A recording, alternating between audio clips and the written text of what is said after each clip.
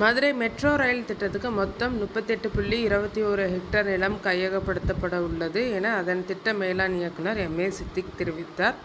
Metro rail திட்ட முன்னேற்பாடு பணிகள் குறித்த ஆலோசனைக் கூட்டம் மதுரையில் செவ்வாய்க்கிழமை நடைபெற்றது. சென்னை மெட்ரோ ரயில் திட்ட மேலாண் இயக்குனர் எம். ஏ. சித்திக் தலைமை வகித்தார். மாவட்ட ஆட்சியர் சங்கீதா, மாநகராட்சி ஆணையர் சித்ரா விஜயன், மாவட்ட வருவாய் அலுவலர் ராகவேந்திரன், மெட்ரோ ரயில் திட்ட இயக்குனர் அர்ஜுனன், தலைமை பொது மேலாளர்கள் ரேகா பிரகாஷ், லிவிங்ஸ்டன், எலியேசர், உதவி ஆட்சியர் வைஷ்ணவிபால், வருவாய் கோட்டாட்சியர் ஷாலினி உள்ளிட்டோர் கலந்து கொண்டனர். இந்த கூட்டத்தில் திட்ட செயலாக்கத்தின் போது கால விரயத்தை தவிர்க்கும் வகையில் நிலம் கையகப்படுத்தும் பணி குறித்து முன்கூட்டியே விரிவான அட்டவணை தயாரித்தல், திட்ட பணிகளுக்கு தேவையான தண்ணீர், மின்வசதி உள்ளிட்ட முன்னேற்பாடுகளை திட்டமிடல் குறித்து ஆலோசிக்கப்பட்டது.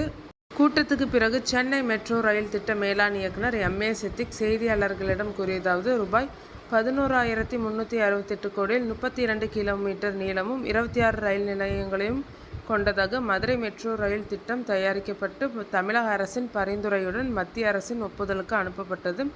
இந்த திட்டத்துக்கு விரைவில் ஒப்புதல் கிடைக்கும் என நம்பப்படுகிறது. மதுரை, கோவை ஆகிய இரு மாவட்ட மெட்ரோ ரயில் திட்டங்களும் தற்போது மத்திய அரசின் ஒப்புதலுக்காக உள்ளன. ஒப்புதல் பெறுவதில் எந்தவித தாமதமும் இல்லை. மெட்ரோ ரயில் திட்ட பணிகளுக்கு அவகாசம் அதிகம் தேவைப்படும். மதுரையில் பூமிக்கு அடியில் சுமார் 5.5 கிலோமீட்டர் நீளத்தில் ரயில் பாதை அமைக்கப்பட உள்ளது. இந்த பணியை நிறைவேற்ற மற்றும் ஏறத்தாழ 4.5 ஆண்டுகள் ஆகும். தரையில் மெட்ரோ ரயில் பாதைகளை அமைக்க ஏறத்தாழ 3.5 ஆண்டுகள் ஆகும். எனவே திட்ட ஒப்புதல் கிடைக்கப்பெற்றவுடன் பணிகளை தொடங்கினால்தான் விரைவாக முடிக்க முடியும். மதுரை மெட்ரோ ரயில் திட்டத்துக்கு தேவையான நிலம், தண்ணீர் தேவை, மின்சாரம் ஆகியவற்றை விரைந்து பெறவும் தேவையான நடவடிக்கைகள் குறித்தும் தற்போது ஆலோசிக்கப்பட்டது. மதுரை மெட்ரோ ரயில் திட்டப்பணிக்கு 38.21 ஹெக்டேர் நிலம் தேவைப்படுகிறது. இதில் 20.23 ஹெக்டேர் நிலம் கட்டுமானத்துக்கு தேவைப்படும் என கண்டறியப்பட்டுள்ளது. இது தொடர்பான விரிவான வரைவு தயாரிக்கப்படும்.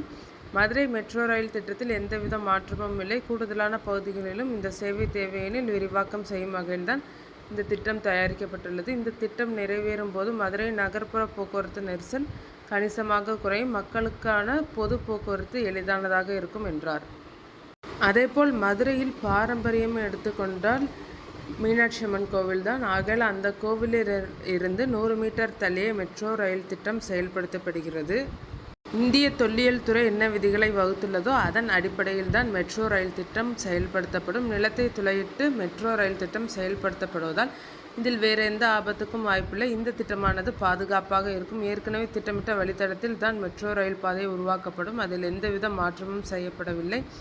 தற்போது மதுரை ரயில்வே நிலையத்தில் நடைபெற்று வரும் மேம்பாட்டு பணிகள் மெட்ரோ ரயில் பணிகளை எந்த விதத்திலும் பாதிக்காது. அதில் ஏதேனும் மாற்றங்கள் தேவைப்படுமா என்பது குறித்து தான் ஆய்வு மேற்கொள்ளப்பட உள்ளது. மெட்ரோ ரயிலுக்கான ரயில்கள் மற்றும் சிக்னலிங் சிஸ்டம் உருவாக்குவதில் நிறைய சிக்கல்கள் உள்ளன. அதனால்தான் கோயம்புத்தூர், மதுரை 2 மெட்ரோ திட்டங்களையும் ஒரே திட்ட அறிக்கையாக தான் சமர்ப்பித்துள்ளோம். ரயிலும் சரி, சிக்னலிங் சிஸ்டமும் சரி, பொதுவான அடிப்படையில் திட்ட அறிக்கை தயாரிக்கப்படுவதால் பணிகள் விரைவுபடுத்தப்படும். மதுரையில் திருமங்கலம் ஒத்தக்கடை மெட்ரோ வழித்தட பாதை என்பது பொதுவான மாஸ்டர் பிளானின் அடிப்படையில்தான் உருவாக்கப்பட்டது.